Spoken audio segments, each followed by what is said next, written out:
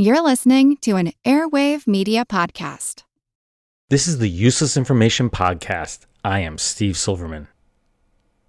Today I will present you with the first of three stories that will initially appear to have little in common with each other, besides the fact that they all occurred in the city of Le Mars, Iowa, during the Great Depression.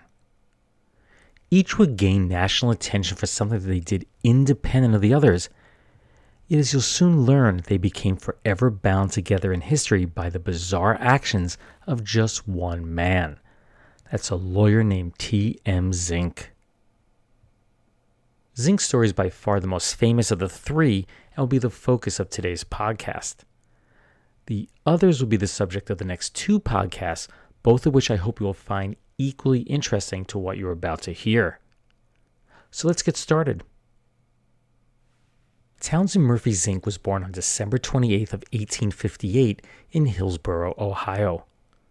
While he was still a young child, his parents, that's James and Clarissa, they picked up and moved to Jasper County in Iowa, not too far from the county seat of Newton. Now, he wasn't one for the farm life, so the younger Zink opted to study law at the State University of Iowa, and he received his degree in June of 1883. He then moved to Le Mars, where he would practice law for the remainder of his life. Between 1885 and 1886, Zink served as Le Mars recorder and city clerk. As the years went on, he grew to become one of the most prominent attorneys in northwestern Iowa, and at one point he ran to be a state congressman, but he lost because he's a Democrat and a largely Republican populace. Over his long career, Zink practiced with several different law partners. During the last few years of his life, he partnered with W.J. Cass and Albert Cass of Sioux City as a law firm of, this is going to be really original, the law firm of Cass, Zink, and Cass.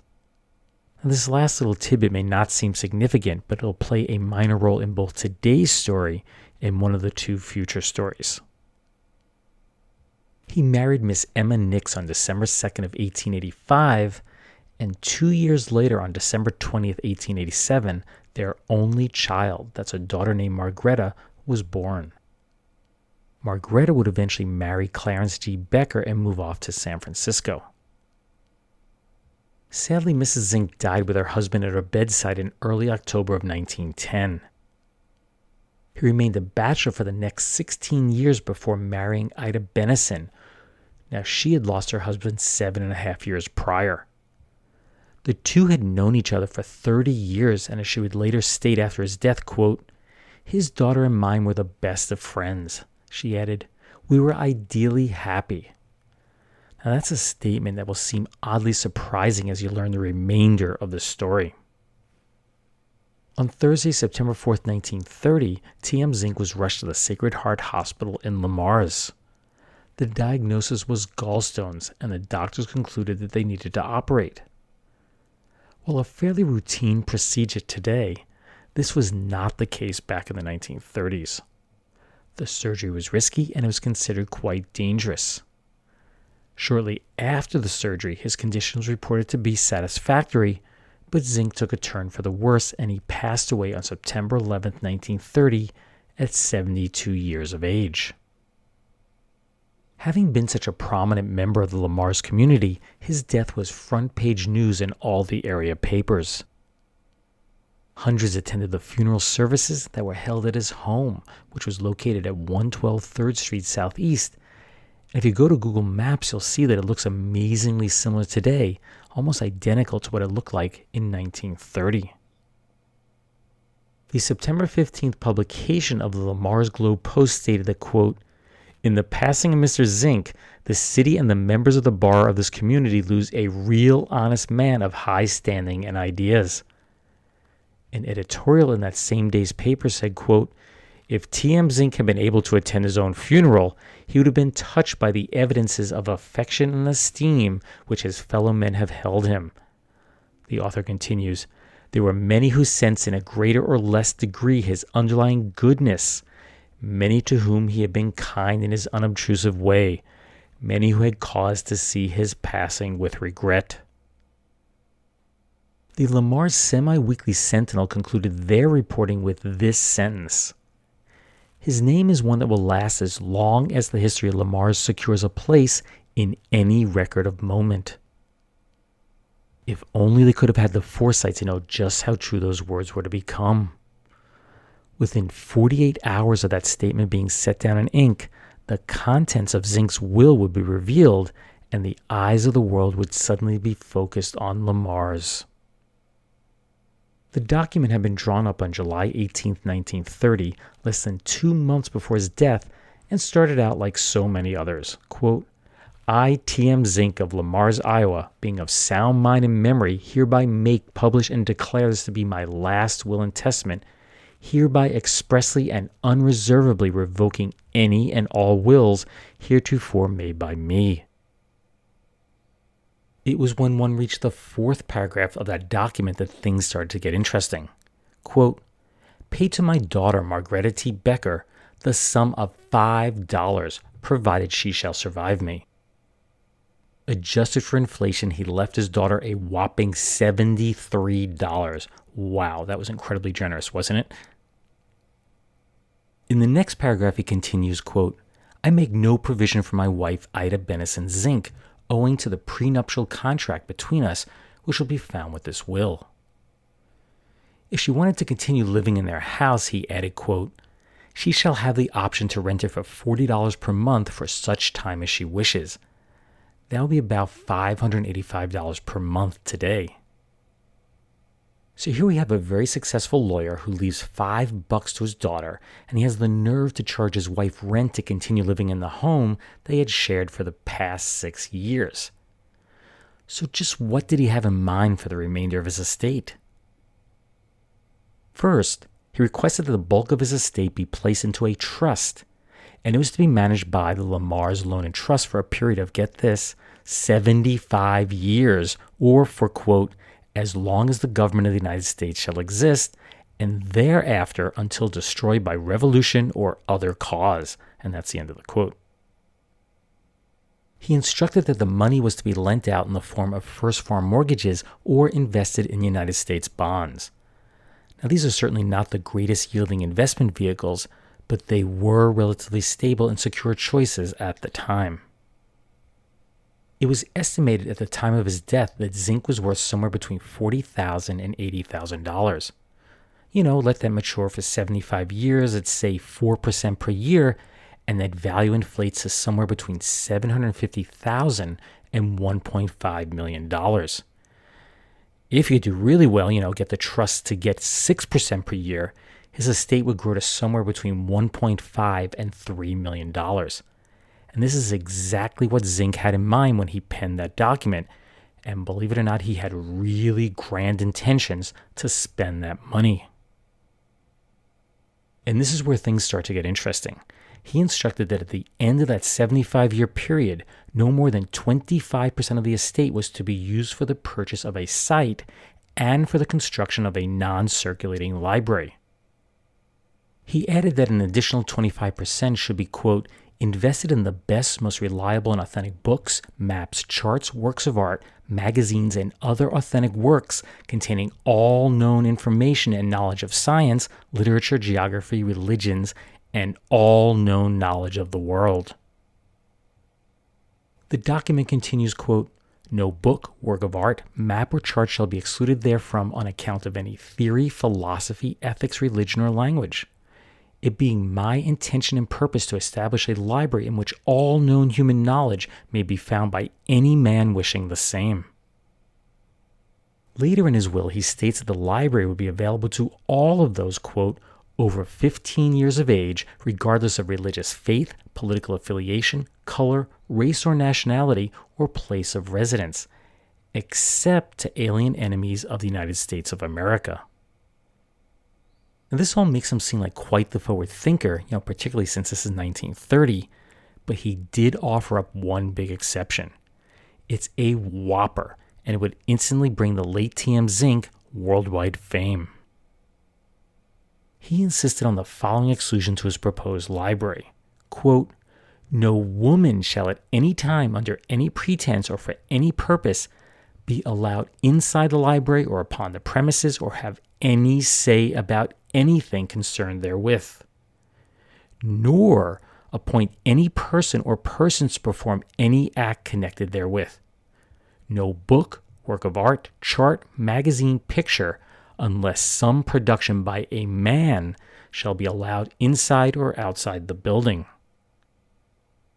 And just in case he didn't make it clear that women could not be involved in any way with his library, he added, quote, "There shall be over each entrance to the premises and building a sign in these words, 'No woman admitted.'"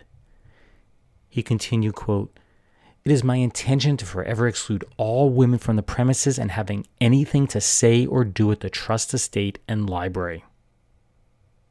Zink did offer up the following explanation in his will, and this was reprinted in most newspapers across the country, quote, "My intense hatred of women is not of recent origin or development, nor based upon any personal differences I ever had with them, but is the result of my experiences with women, observations of them, and the study of all literatures and philosophical works within my limited knowledge related thereto." Ouch! All this coming from a man who had just married for the second time 6 years earlier and was at his first wife's bedside when she passed away, plus he had a daughter. Ida was quoted in the press stating that her husband was, quote, "most gracious to them socially," that's the end of the quote, but found women to be difficult to deal with in a professional setting. Zink was very specific as to how the estate would be handled. I don't want to continue boring you with all the details since the will did fill up 10 typewritten pages, but here's a quick overview. The building and the land that the library was to be built upon would be chosen by a group of 3 men, all of whom had to be over the age of 50. The specific contents of the library would be chosen by an additional 3 men, and they all had to be over 40 years of age.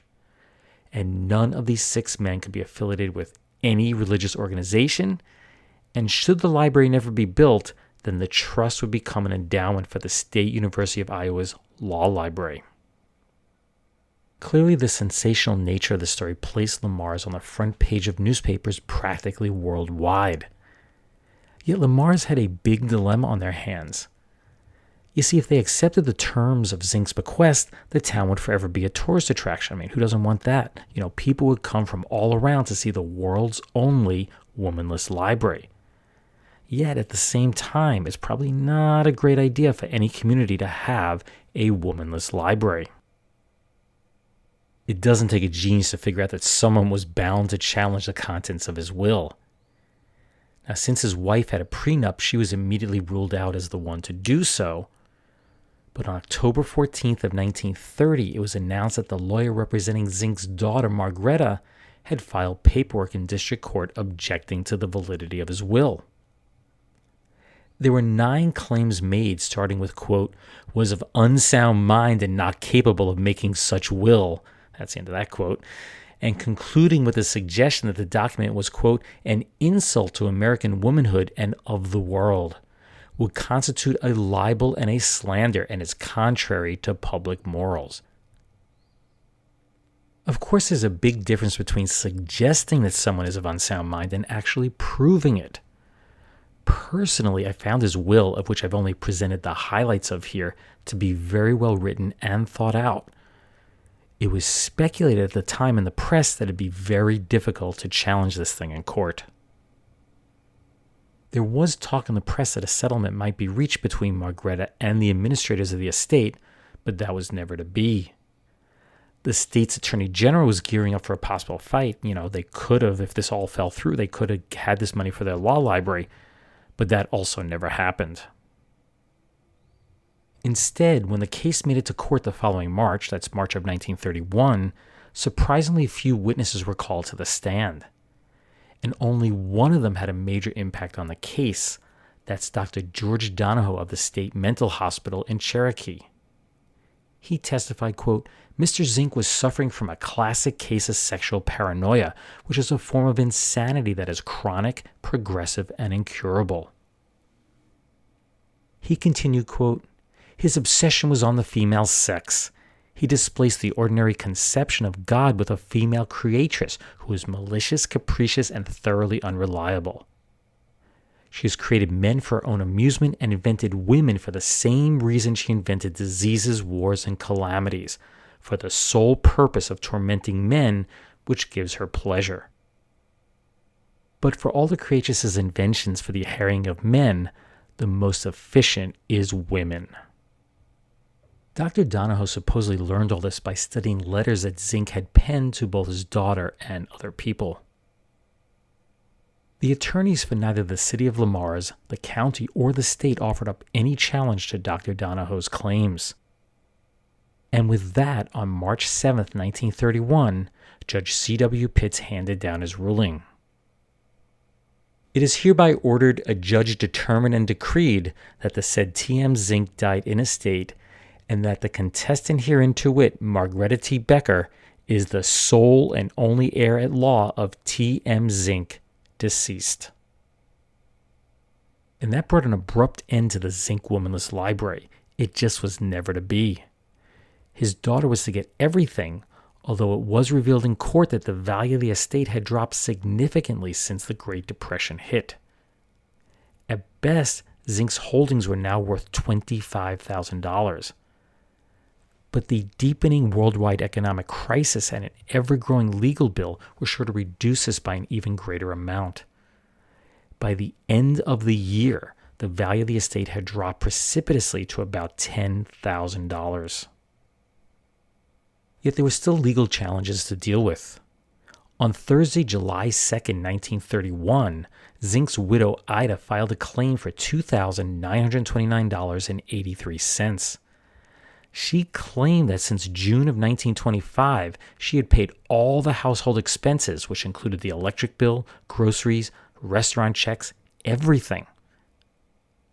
Commenting on this, coupled with that prenup agreement she had signed when they first got married on February 28th of 1925, a visitor to the court said, quote, "Any man who can get his wife to sign such a contract and who can get her to pay his living expenses may be a judge crazy by the court, but he ain't so bad just the same.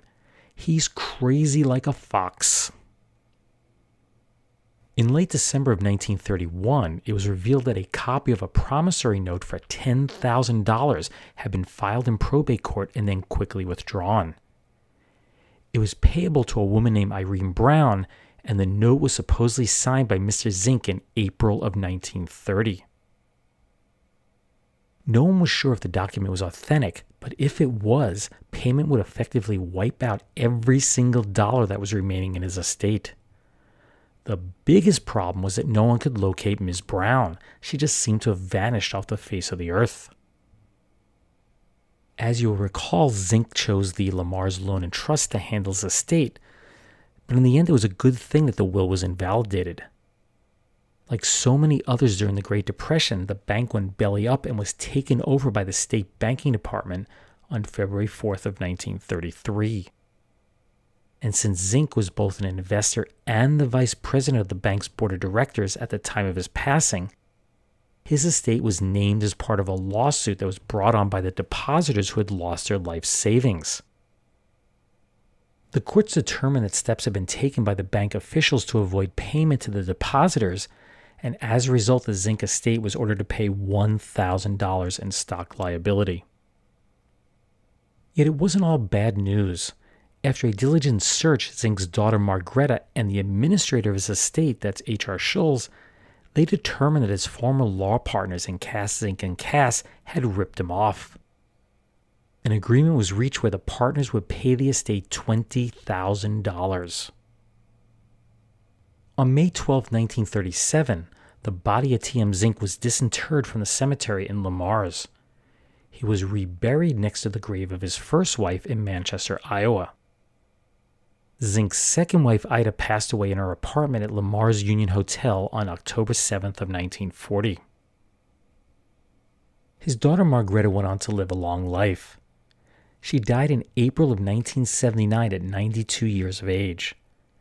It's nearly impossible to determine how much she inherited after all the dust had finally settled, but surprisingly, it was later learned that much of this litigation could have been avoided. On January 9th, 1935, it was announced that a notarized deed dated August 25th of 1920, that's 10 years before Zink died, it had been rediscovered. In it, Zink had conveyed all his property, both real and personal, to his daughter. It had been hers the whole time. In my first book, Einstein's Refrigerator, I wrote about attorney Charles Miller, who died in 1926, and specified a number of humorous bequests in his will. The most famous of which was his request that the remainder of his estate be given to the Toronto woman who gave birth to the greatest number of children in the 10-year period following his death. The baby derby was still ongoing when Zink penned his will, so I can't help but wonder if quite possibly T.M. Zink was attempting to pull off the same type of practical joke. I guess we'll never know. If you're wondering what became of Irene Brown, the woman who claimed the $10,000 note against the estate, or what happened to Zink's properties, at least one of his properties, after it was transferred to his daughter's name, I'll answer those questions in the next two podcasts. Let's just say I have two excellent stories that involve the near hanging of a judge, martial law being declared, famed lawyer Clarence Darrow getting involved, a missing husband, a woman buried in the backyard, and much more. If you live in or around the Mars, you may already have a hint as to what's to come. For all the rest, let's just call them the Mars Part 2 and the Mars Part 3 for now. I don't want to give away anything just quite yet. Useless, useful, I'll leave that for you to decide. When you ask folks to name the best of anything, you just can't expect them to agree. And that is what makes this news all the more amazing. When we asked thousands of folks from coast to coast what home remedy they liked best to relieve misery and distress of colds, practically all of them answered, why, Vicks VapoRub, of course. They knew from their own happy experience what wonderful relief from distress of colds VapoRub and its famous penetrating, stimulating action can bring. You see, when you rub VapoRub on your throat, chest, and back, it penetrates direct into the cold, irritated upper bronchial tubes with its special, soothing medicinal vapors. And at the same time, it stimulates chest and back surfaces like a warming poultice. Now, this penetrating, stimulating action of VapoRub keeps on working for hours to help relieve the coughing spasms, muscular soreness or tightness, congestion and irritation in the upper bronchial tubes. And often, most of the misery of the cold is gone overnight. Now, remember this. Be sure you get the one and only VapoRub, because only VapoRub can give you this special penetrating, stimulating action. The best-known home remedy for relieving miseries of colds, Vicks VapoRub. That commercial for Vicks VapoRub is from the October 2nd, 1944 broadcast of the Matinee Theater radio program. This particular episode was a production of the classic Wuthering Heights. The series was an attempt by CBS to bring quality dramatic performances to its listeners on Sunday afternoons. The show was first broadcast on October 22nd, 1944, and last aired on April 8th of 1945. If you've ever wondered just who Vic was in Vicks VapoRub, well, I'm going to keep you guessing. No one knows for sure. There are two stories floating around about where the name comes from, so I'll tell you both, and then you can choose your favorite. It is known that its inventor was a man named Lunsford Richardson. No Vic there. In 1880, he moved to Selma, North Carolina to work for his brother-in-law, Dr. Vic. Richardson had a great love of chemistry, and he soon became the pharmacist at Dr. Vic's medical office. And that's where he started tinkering around with that formula that would soon become VapoRub. In 1890, Richardson moved to Greensboro, and sales of a number of his specially formulated concoctions started to take off. He named his company Vicks Family Remedies. Some say he chose to name the company after his brother-in-law, while others claim that he took the name after perusing through a Vicks Seed Company catalog. I'll let you choose which one is correct. Just how many of his magical potions actually worked is anyone's guess, but his product line included Vicks Little Liver Pills, Vicks Chill Tonic, Vicks Turtle Oil Liniment, Vicks Tar Heel Sarsaparilla, and my favorite, Vicks Grip Knockers. Now, grip was an old-time name for what we commonly call the flu today. But one of his products sold much better than all the rest. That was Vicks Magic Croup Salve, and it was a mixture of menthol, camphor, eucalyptus oil, and some other minor ingredients in a petroleum jelly base. A sick person would simply rub the salve on his or her chest, and his soothing vapors would be breathed in. In 1911, the decision was made to discontinue all of the products except for the Magic Croup Salve. It was at that time that it was renamed Vicks Vapor Rub. It was the Spanish flu outbreak of 1918-1919 that turned the product into the blockbuster that it is today. Vicks sales went through the roof, and their Greensboro manufacturing plant had a difficult time keeping up with demand. Sadly, it appears that its inventor, Lunsford Richardson, was a victim of the pandemic, and he died in 1919. This stuff was of no help to him.